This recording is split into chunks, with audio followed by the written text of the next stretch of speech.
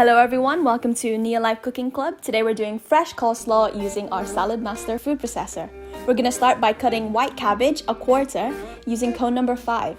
Look how quick and how easy that is, and it's doing it the perfect cut for coleslaw. And we're also going to do the same for the red cabbage, again using cone number 5. We're going to use cone number 2 for our 1 carrot.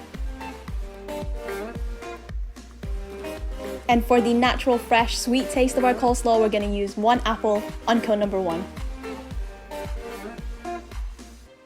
Again, using cone number 1, we're going to squeeze 1.5 lemons, but you can use up to 2. To find out how to get the food processor, please comment down below. We're going to give that a good mix.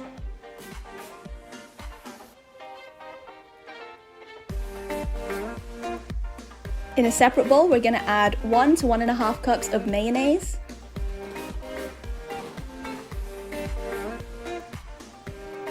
and also some black pepper, as well as half a tablespoon of Dijon mustard. Again, give this a good mix. Add to the other bowl and also mix well.